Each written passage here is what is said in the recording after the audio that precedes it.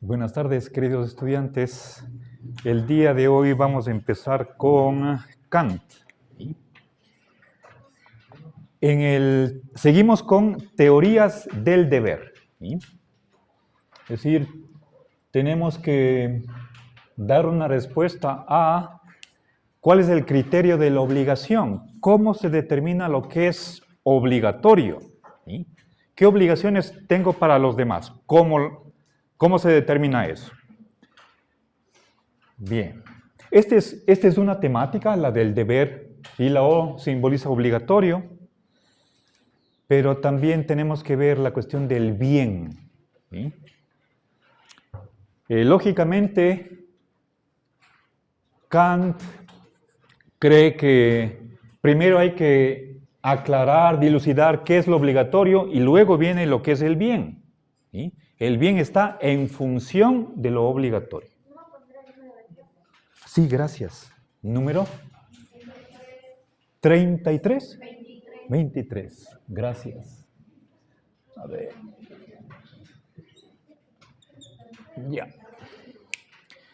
Bien. A ver. Miren, hay dos obras de Kant que nos va a servir para esta doble temática. La una se llama Metafísica de las costumbres. ¿Sí?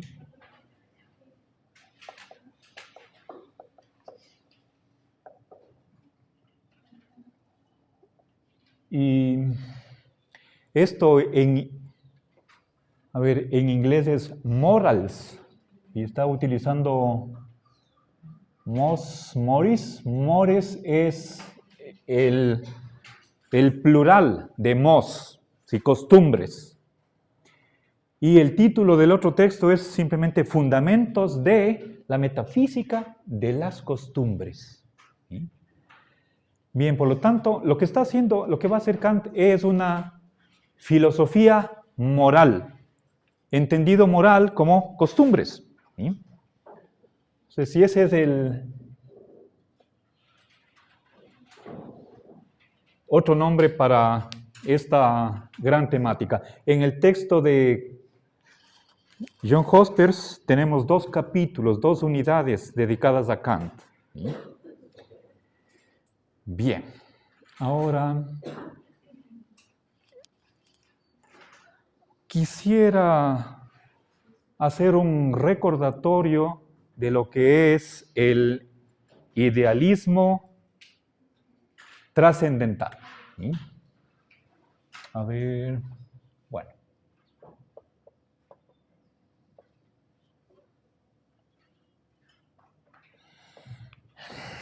Idealismo trascendental.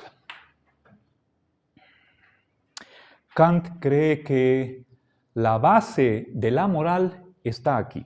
El idealismo trascendental es la base de la moral. Y cuando estudiamos lo que es el idealismo,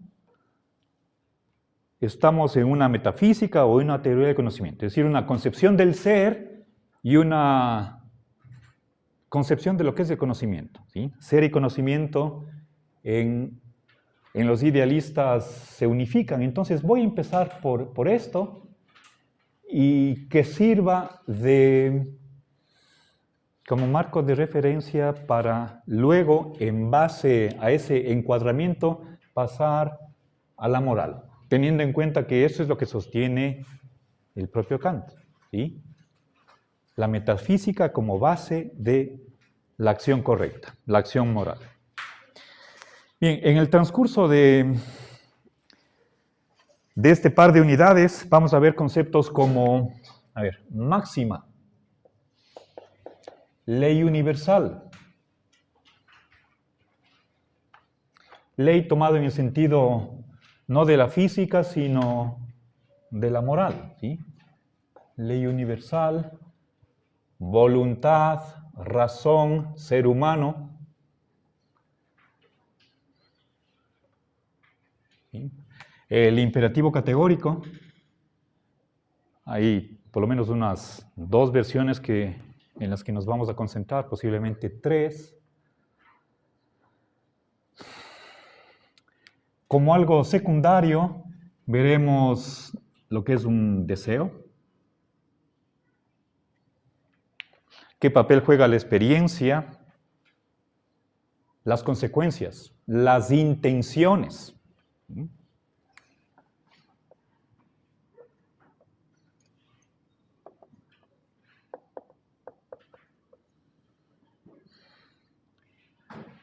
A ver, desear no es lo mismo que querer. Creo que más bien voy a poner esa distinción en la misma línea.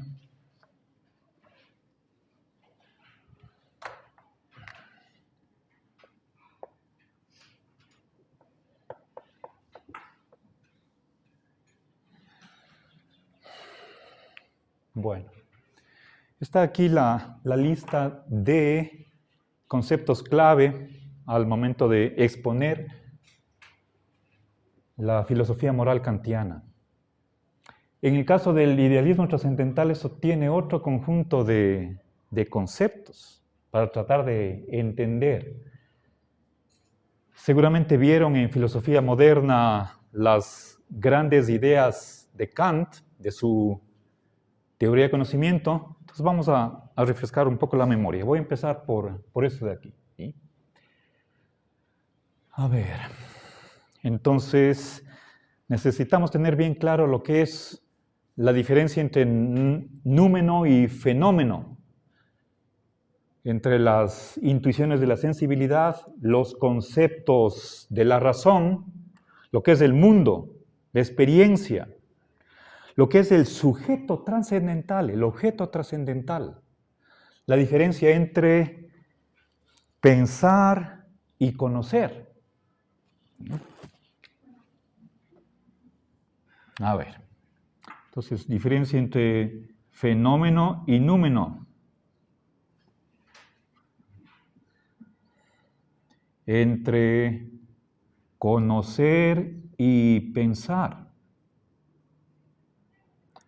Una cosa es el objeto trascendental, otra cosa es el sujeto trascendental. ¿Sí? Cuando hablamos del hombre, esto es una palabra ambigua. Puede ser o fenómeno o númeno. ¿Sí? A ver, ¿qué es la realidad?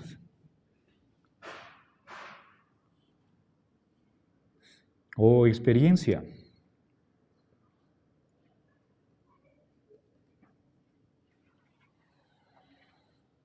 Trascendental.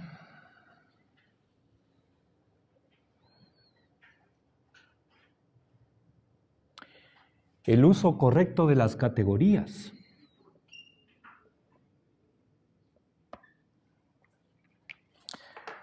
Bien, esto es teoría de conocimiento y metafísica. Vamos a empezar por acá. Antes de esto, hablé de voluntad y razón. ¿Sí? La voluntad es autónoma.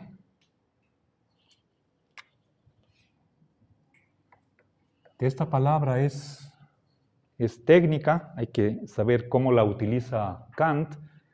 Tiene que ver con la etimología. Bien.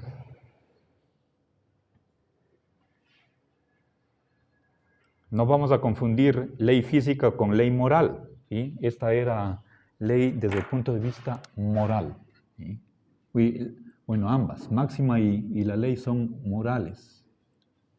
Bien, pero esto voy a dejar para luego. Voy a empezar por acá. ¿Sí? A ver.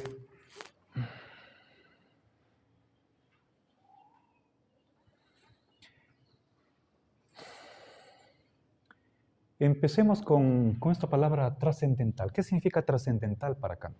No sé si alguien sabe. Es clave. ¿Sí?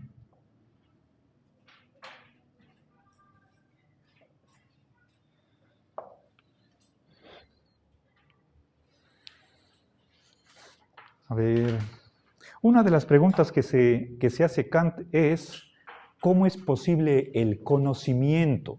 ¿Sí?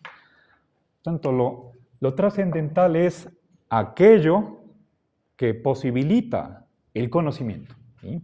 Las condiciones necesarias del conocimiento. Conocimiento, sobre todo científico. Kant tiene como modelo la física de Newton, ¿sí? ¿Cómo es posible la física? Bien, ahora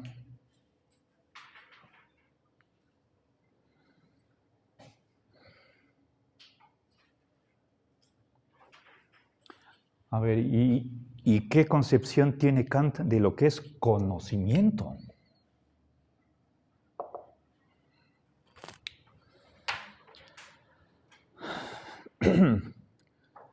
Conocimiento es algo con lo que entramos en contacto directo, ¿sí? Es un contacto directo.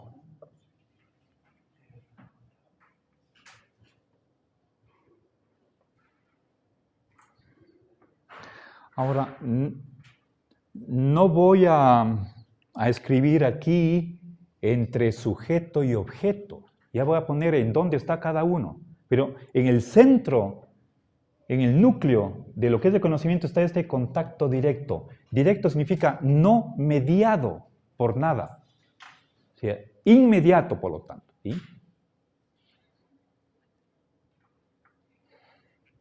Directo, inmediato. ¿Ya? Bien, ahora partimos de que conocemos algo. Para eso nos remitimos a Newton. Ahí hay un conocimiento, ¿sí? Quien quiera negar eso será un escéptico y debe tener alguna razón, por lo menos, Kant, para oponerse al escepticismo. No sé si es que pretenda probar que el escepticismo es falso, ese detalle no lo sé. Pero vamos a partir de que tenemos conocimiento y nos preguntamos cómo es posible, ¿sí? Entonces, ¿es posible? Sí, pero la pregunta es ¿por qué? ¿Cómo? ¿Cómo es posible ese conocimiento? Ahora, para explicar, para dar una respuesta a este problema de teoría de conocimiento, Kant nos cuenta lo siguiente, ¿sí? Vamos a empezar suponiendo que hay una cosa en sí, o el objeto en sí. Esto quiere decir independientemente del sujeto. Si hay un algo que supuestamente es lo que va a enviar datos a la sensibilidad. ¿Sí? A ver, voy a poner aquí una especie de una pared. ¿Cómo? Pongamos acá, es una división, ¿sí? Y acá tenemos la sensibilidad.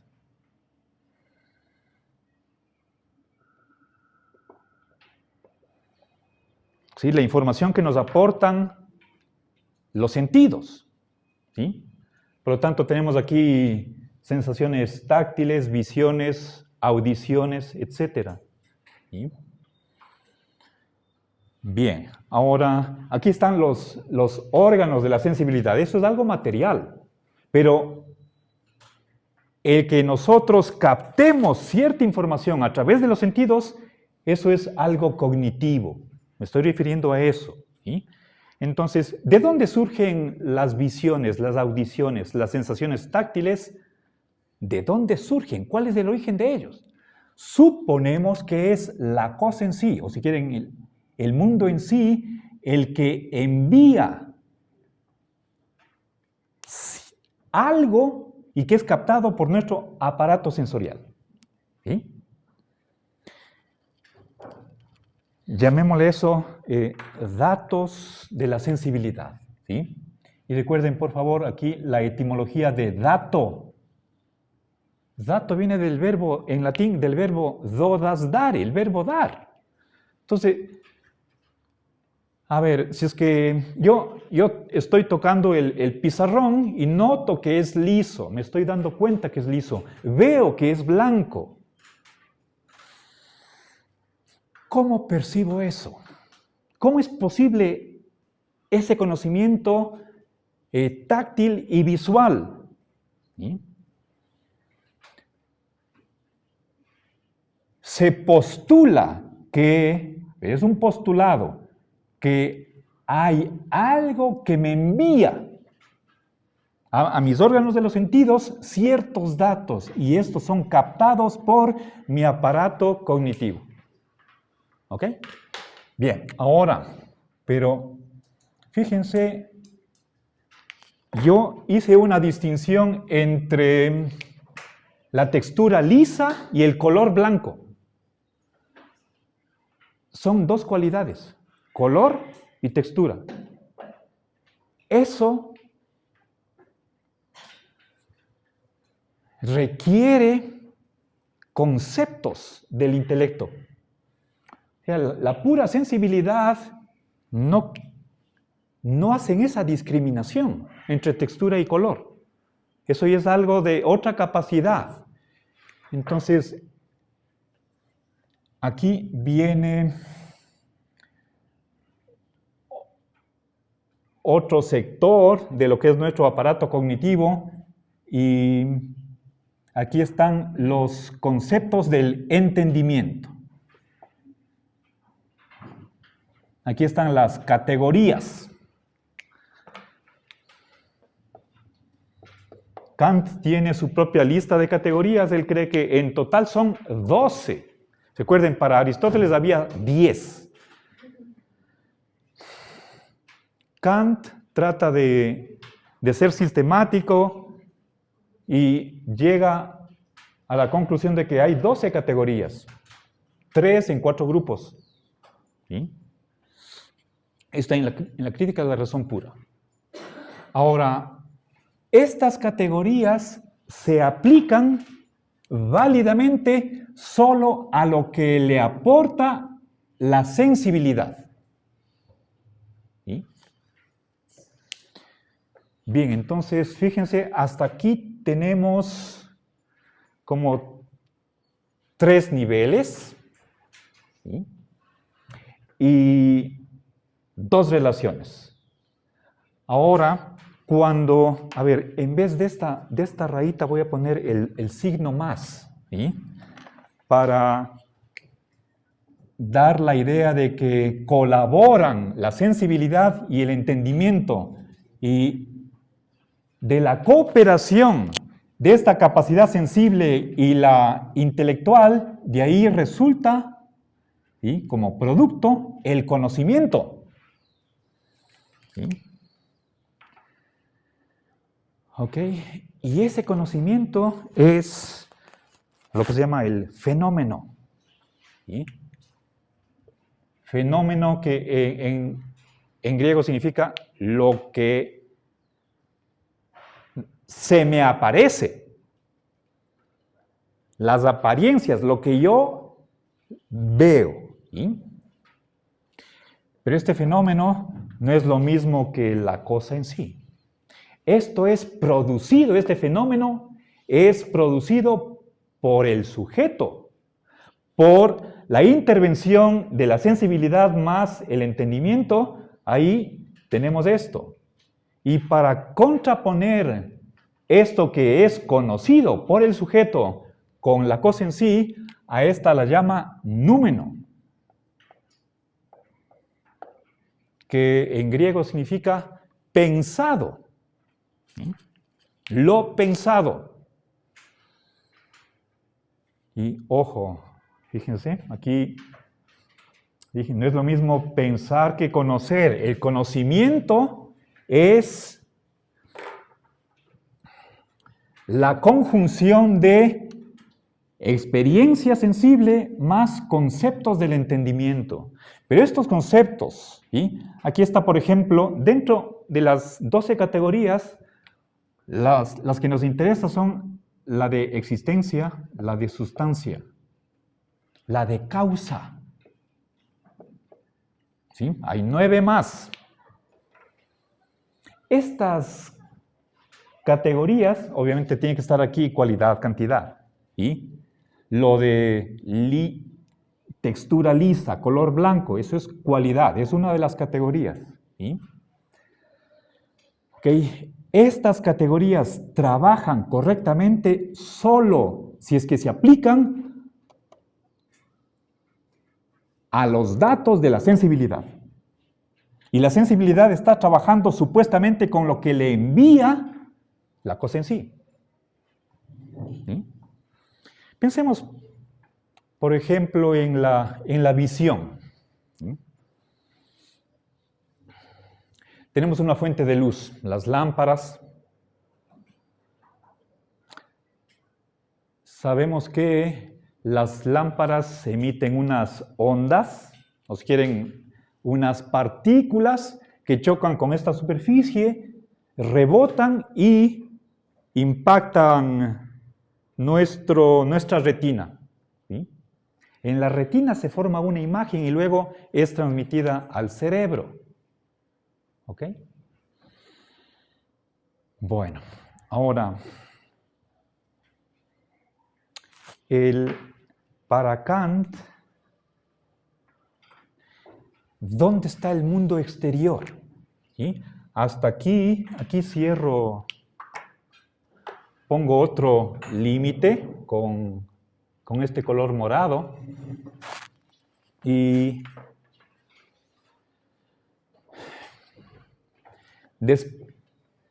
si aquí había la cosa en sí, ¿sí? ¿Acá qué creen que está? ¿Sí? ¿La cosa u objeto en sí es lo mismo? ¿Perdón? ¿Conceptos? El sujeto. ¿Cuál sujeto? El sujeto trascendental. Es decir, el yo pienso de Descartes. O sea, aquí se produce el conocimiento, ese es el aparato cognitivo, pero ese conocimiento es de alguien. Alguien está conociendo. Ese es el yo trascendental, el sujeto trascendental. ¿Sí? Bien. Si quieren podemos poner aquí el hombre, que es por una parte que tiene voluntad, que tiene razón, y esa voluntad es libre. ¿Sí? Ya, entonces he puesto, fíjense dónde puse a estos 3 elementos, están en este sector. ¿Ok? Ahora, la pregunta que les hago es, o que les hice, y repito, tenemos entonces, digamos, un sector 2 y 3. ¿Ya? O sea, resumiendo, ¿cómo es posible el conocimiento? Entonces, tenemos, en primer lugar, a ver si quieren ustedes, el conocimiento no es solamente cuestión de la experiencia, tampoco cuestión solamente de la razón. Para que haya conocimiento debemos tener tanto la experiencia como la razón. Entonces, Kant trata de hacer una síntesis entre los empiristas y los racionalistas. ¿Sí? Tienen que trabajar juntas ambas capacidades para que sea posible el conocimiento. ¿Sí? Ok, ahora, ¿dónde queda en este cuadro? Aquí tenemos el objeto, acá el sujeto. Es el objeto en sí, acá el sujeto trascendental. El trascendental en este sentido de que posibilita el conocimiento. ¿Sí? Obviamente también esta cosa en sí, este sujeto trascendental, es la explicación que da Kant para explicar el conocimiento. Pero estos son postulados, la cosa en sí y el sujeto trascendental. ¿Sí? A ver, otra cosa más para que se comprenda mejor. Esta flecha verde está representando el uso legítimo de las categorías. Ellas tienen que aplicarse a lo que ofrezca o proporcione la sensibilidad. Con otras palabras, ninguna de las categorías se puede aplicar a la cosa en sí. Esto es imposible, ilegítimo. No hay conocimiento si es que las categorías se aplican a la cosa en sí. ¿Sí? Ahí hay mero pensamiento. ¿Sí? Nosotros pensamos que existe la cosa en sí, que es la causa de los datos de la sensibilidad. Pero eso es mero pensamiento, no es conocimiento. ¿Sí? Por eso pongo aquí con rojo. Esto no admite Kant, que las categorías se salten la sensibilidad y se apliquen directamente a la cosa en sí. No hay cómo. Entonces no podemos saber que existe la cosa en sí y que sea la causa de los datos de la sensibilidad. ¿Ok? Bien, ahora, ¿cómo respondemos a la pregunta, ¿dónde está el mundo exterior? Deberían ser capaces de decir en cuál de estas tres regiones se halla. ¿1, 2 o 3? ¿En dónde está el mundo exterior?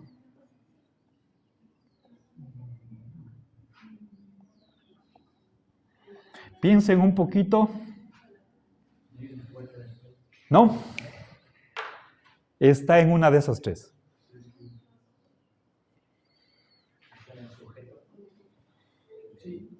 No. Verán, gracias por la pregunta. Si es que es exterior, es porque está fuera del sujeto.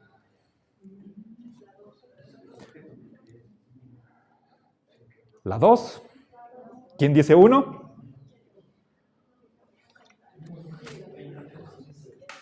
Está en la 2. El mundo exterior es un fenómeno. Aquí está. ¿Sí? Mundo exterior. Ok, bien. A ver, para hacer quizás más comprensible esta explicación de lo que es el conocimiento, según Kant, entonces,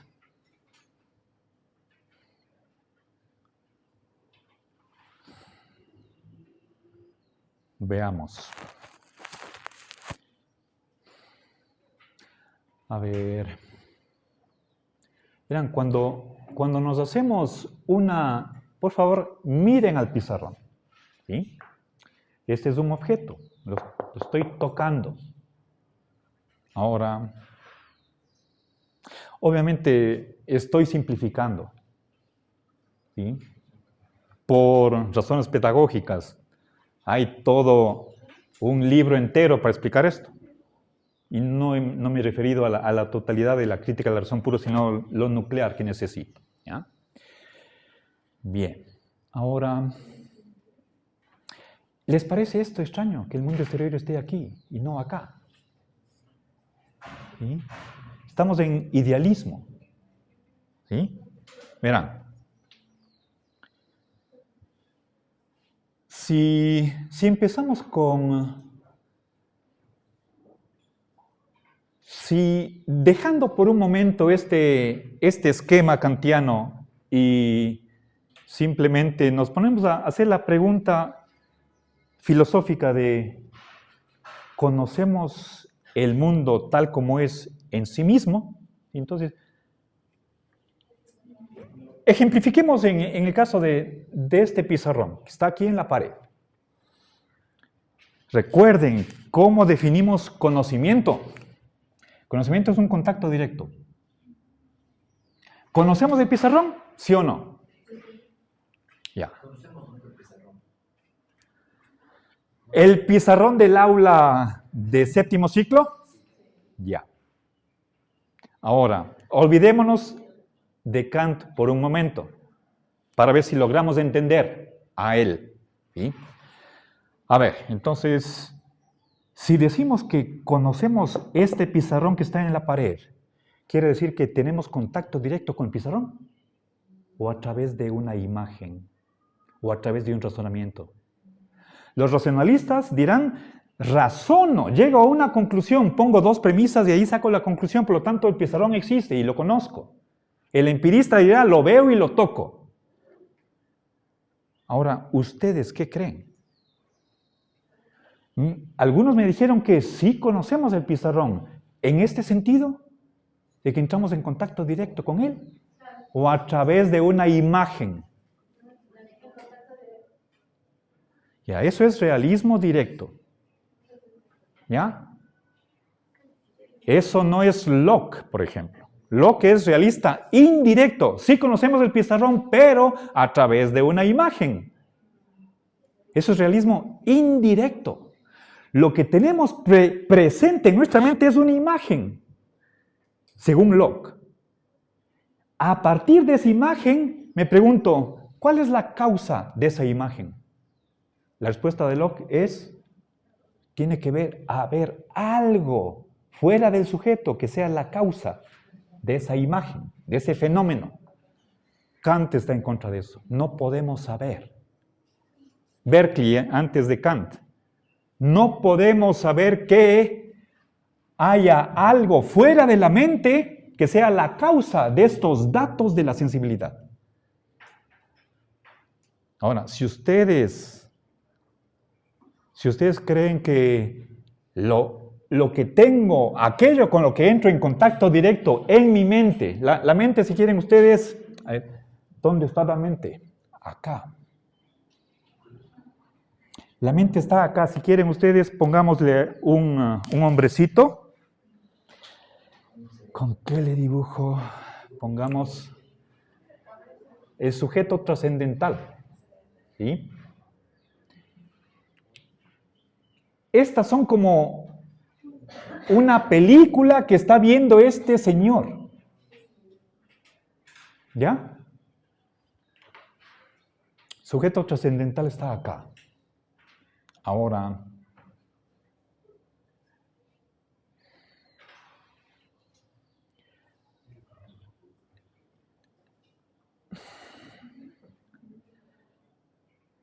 para Kant, ¿qué es este pizarrón que estoy tocando?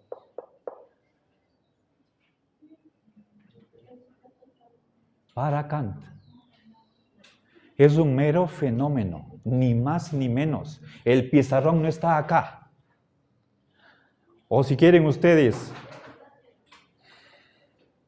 pensamos, suponemos que está aquí, pero conocer no conocemos. Es un mero supuesto, se supone. Recuerden, esto es, pensamos, ¿sí? Pensamos que el pizarrón está fuera de la mente. ¿Sí? Pero pensar es una cosa, conocer es otra cosa. ¿Ok? ¿Ya? A ver, entonces, ¿en dónde está el mundo exterior? Ya puse acá. Esta pregunta es fundamental. La respuesta es en 2. Al final de este proceso que empieza con la sensibilidad. ¿Sí? Ok, ahora, ¿alguna pregunta hasta aquí? ¿Se comprende? Espero que sí. Ahora,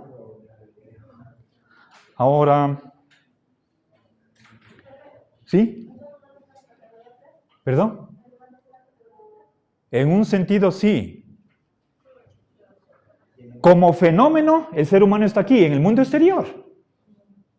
Pero como sujeto trascendental no está acá.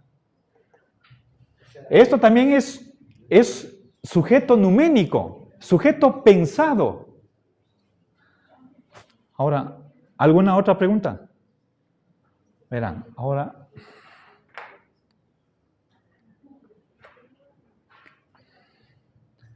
Siguiente pregunta. Ustedes deberían ser capaces de responder esta pregunta. ¿existe el sujeto trascendental?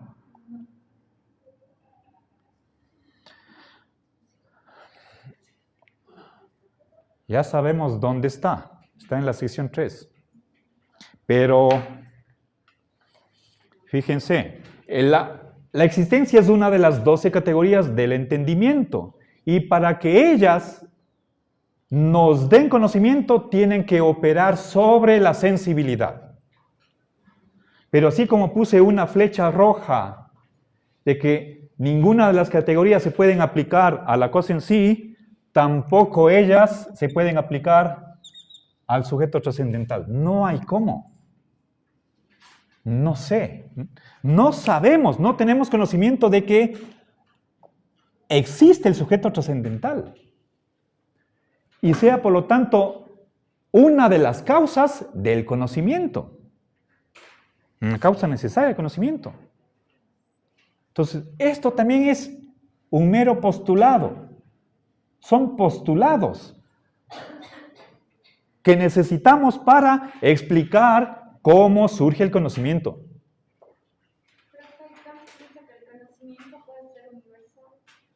Claro, es objetivo, existe.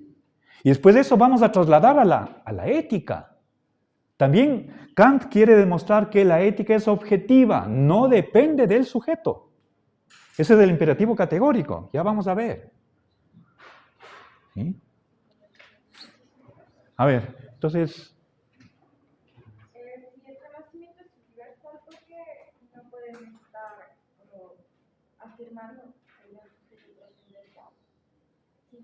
Sí necesita, pero... O sea, si es que yo me hago esta pregunta, ¿cómo es posible el conocimiento? Quiero explicar cómo así nosotros obtenemos conocimiento de la realidad. ¿Sí? Entonces, postulo que hay una cosa en sí, que hay un sujeto trascendental y hay todo este proceso que es más complicado de lo que he simplificado aquí. Pero este primero y tercer elementos no son empíricos. Kant, como todo idealista, cree que acá hay un no sé qué. Acá no puede haber conocimiento. Aquí tenemos un gran signo de interrogación. Y precisamente así se expresa Kant. No sabemos, no conocemos la cosa en sí. Y por la misma razón, eso mismo tampoco con respecto al sujeto trascendental. Porque este no pasa por la sensibilidad. Mi cuerpo sí, pero mi cuerpo es un fenómeno, es algo material. Yo estoy hablando aquí de lo que posibilite el conocimiento. Estoy hablando de estas dos capacidades de querer y tomar una decisión racional, de un conocimiento de leyes universales. ¿Sí? Todo esto no es empírico y por lo tanto esto también es un puro pensamiento. Es lo que necesito para explicar el conocimiento.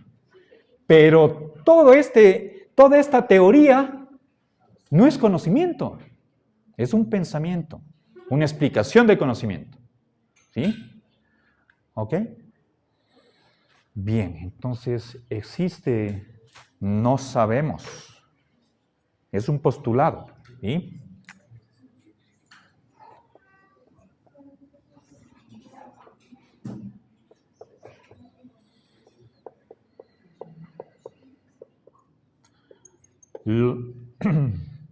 Lo mismo que sucede con el objeto trascendental.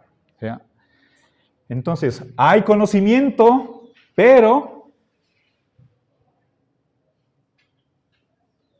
propiamente conocer, no conocemos ni el objeto en sí, ni el sujeto trascendental. Entonces, la explicación de cómo es posible el conocimiento no puede ser ella misma un conocimiento. Es un pensamiento sobre el conocimiento. ¿Sí?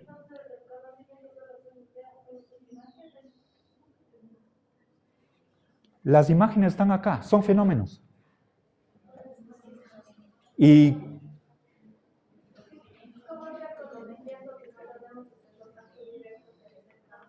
pero, contacto directo tenemos con los fenómenos. Por eso es que los fenómenos son conocimiento. Contacto directo con la cosa en sí no tenemos, tampoco con el sujeto trascendental. Por ejemplo, por introspección, no. Para que haya conocimiento tenemos que tener sensibilidad, y esto es a través de los 5 órganos de los sentidos. Yo no veo mi mente. Recuerden, aquí hablé de vista, tacto, olfato, etcétera, audición. Ninguno de esos medios me sirven para autoconocerme. Esto es también postulado. Es un pensamiento para explicar el conocimiento. ¿Ok? En fin, todo esto es el idealismo trascendental. ¿Ok? Ahora, obviamente, si quieren ustedes, aquí está una concepción de lo que es el ser. Aquí es una metafísica. ¿Sí?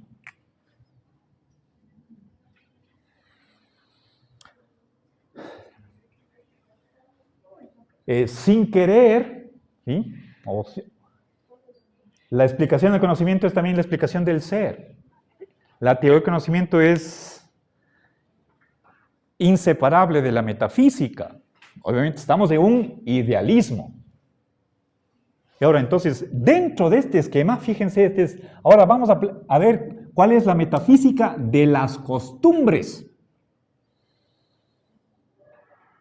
Vamos a aplicar este esquema general a la cuestión de las acciones. Y Kant, al igual que se preguntó cómo es posible que conozcamos el mundo, también tenemos que preguntarnos cómo es posible que haya obligaciones objetivas, no relativas, que no dependan del sujeto. Ese es uno de los objetivos que se plantea Kant en este texto. Y veremos la próxima clase. ¿Sí? Gracias.